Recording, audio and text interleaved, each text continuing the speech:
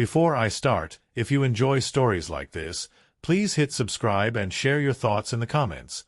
I'd love to hear what you think. I remember the moment clearly. We were at a friend's housewarming party. The music was loud, laughter echoing through the rooms, and I felt uneasy. I didn't know why at first.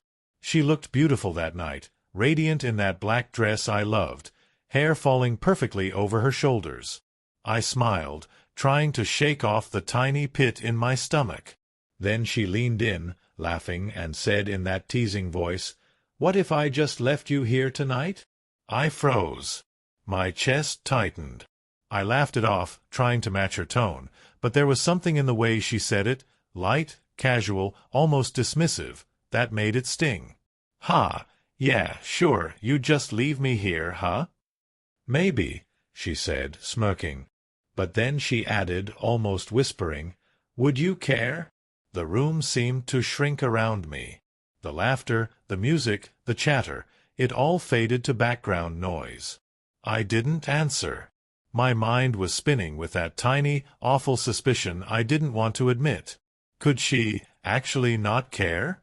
A few minutes later, she walked toward the door, her heels clicking sharply on the hardwood floor. I followed, heart pounding. And then something inside me snapped.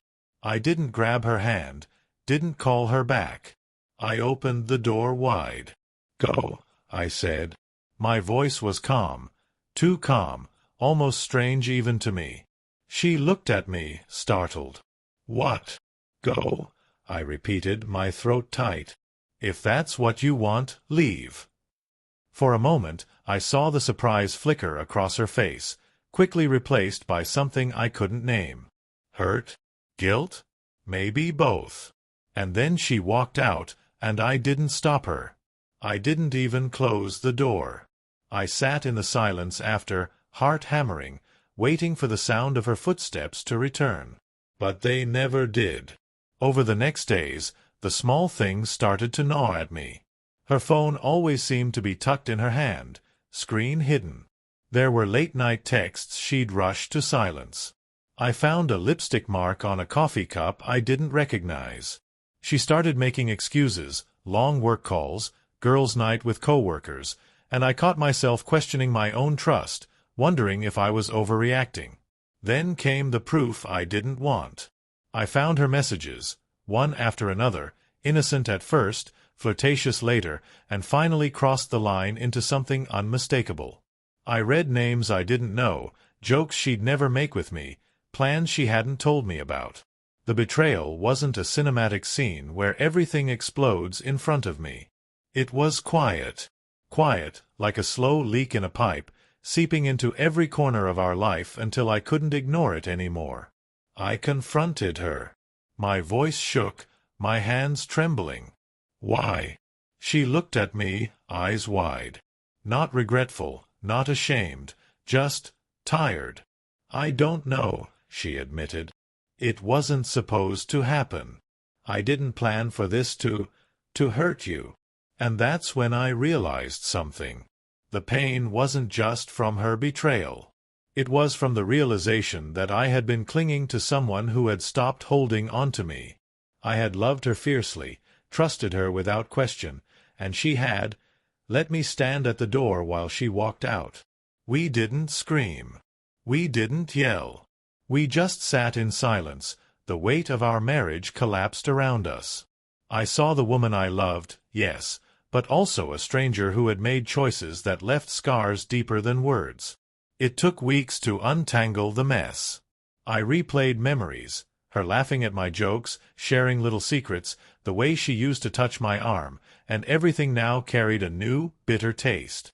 I felt foolish, betrayed, heartbroken. But somewhere in the wreckage, I found clarity. I didn't beg her to stay. I didn't try to fix what had been broken beyond repair. I let go, quietly, with the same calm I had shown at the door that night. Walking away was excruciating, but it was also freeing. I realized I had spent too long giving pieces of myself to someone who didn't value them. And for the first time in months, maybe years, I felt like I could breathe again. I still think about her sometimes. The way she smiled, the sound of her laughter, even the little ways she used to annoy me, it all lingers.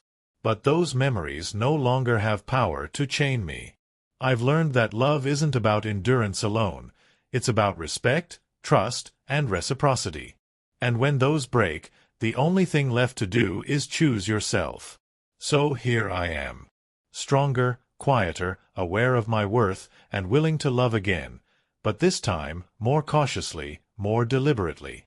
And if you're listening, let my story be a warning. Sometimes the hardest thing you can do is open the door and let go. But it's also the bravest.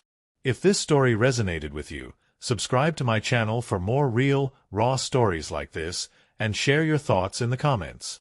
I want to know, have you ever had to make that choice?